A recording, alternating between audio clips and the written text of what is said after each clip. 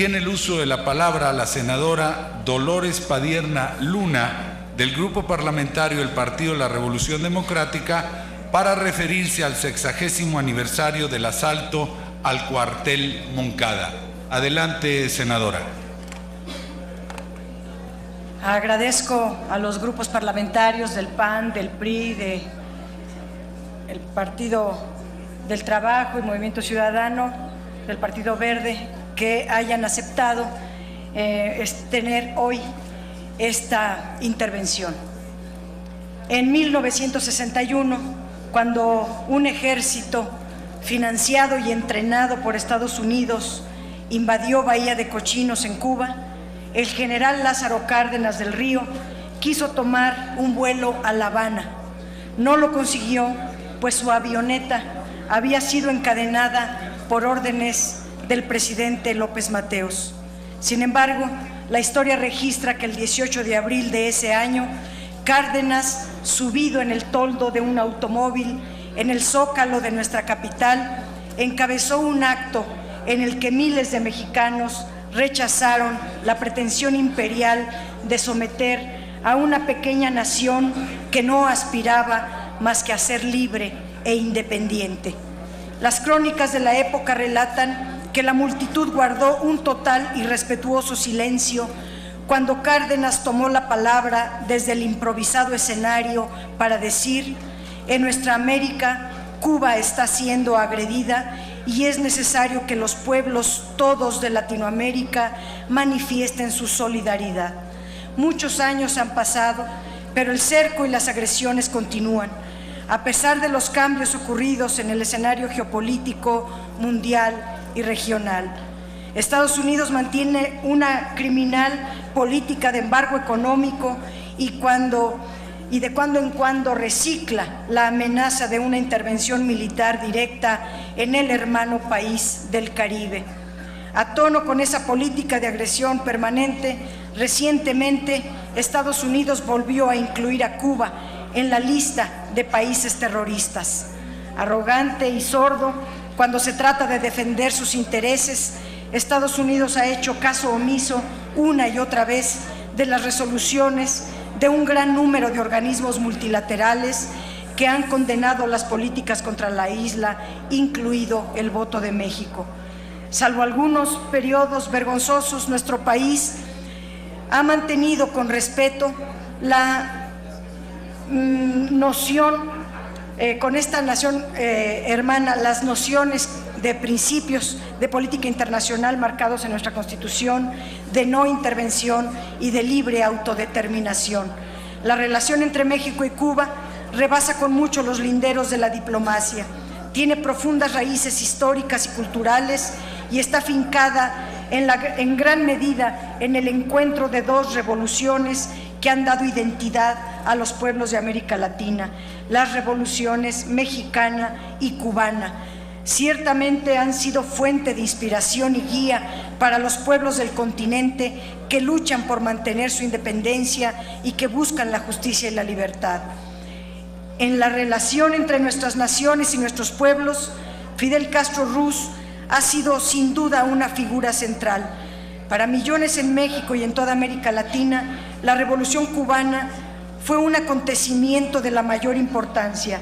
En Cuba comenzó a hacerse realidad el sueño de hacer nuestra gran patria latinoamericana, una tierra libre de yugos imperiales, soberana y justa.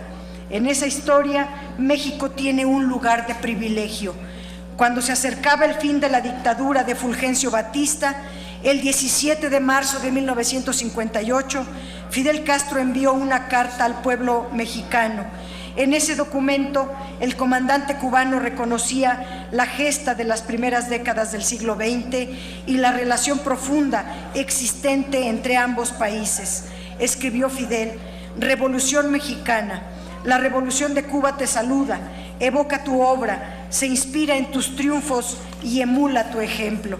Meses después, en julio del 59, el general Lázaro Cárdenas Sin duda, el presidente que los mexicanos recordamos con admiración y cariño estuvo en La Habana al lado de Fidel Castro y los líderes de la Revolución Cubana para conmemorar el inicio de la gesta que puso fin a la dictadura de Batista.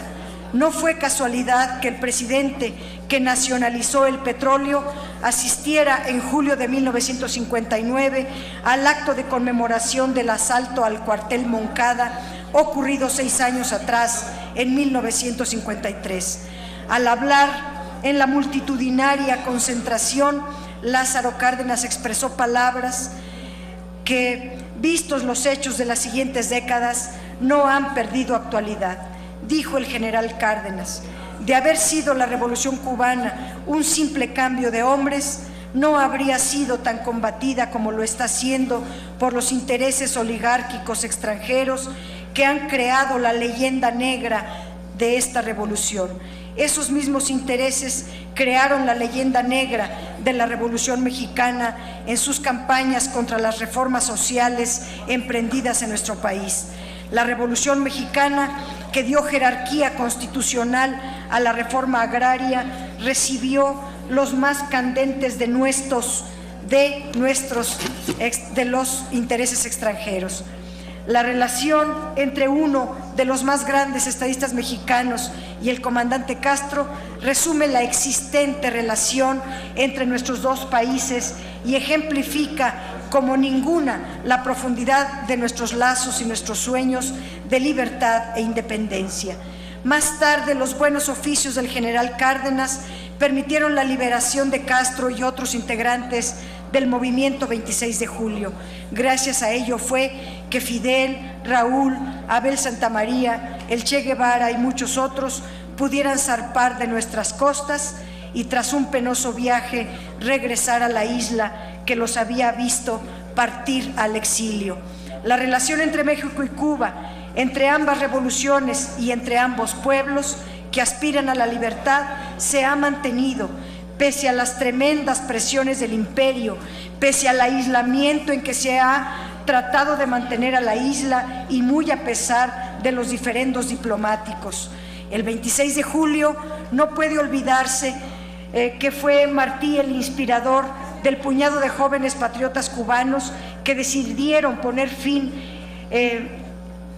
a esta dictadura.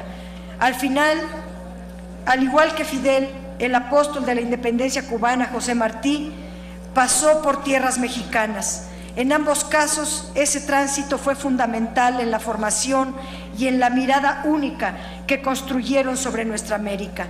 Apenas hace unos años, en 2003, don Pablo González Casanova, el exrector de la Universidad Nacional, recibió el Premio Internacional José Martí que otorga la UNESCO.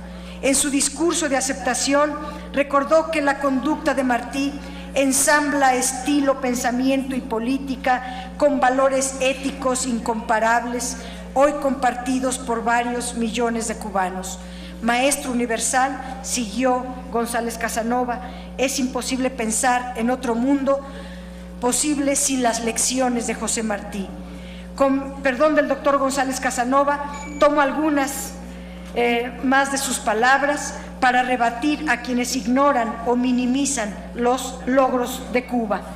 Dice el exrector de la UNAM: quien crea que exagero, vaya a Cuba y vea lo que ese pueblo unido a su gobierno ha logrado hacer por la difusión de la cultura, por la educación elemental, media y superior, por la investigación científica y las humanidades, por la salud, la justicia, la democracia, como poder del pueblo, para el pueblo y con el pueblo, y por la voluntad colectiva, universal de paz y fraternidad con todos los demás pueblos del mundo, incluido el de Estados Unidos.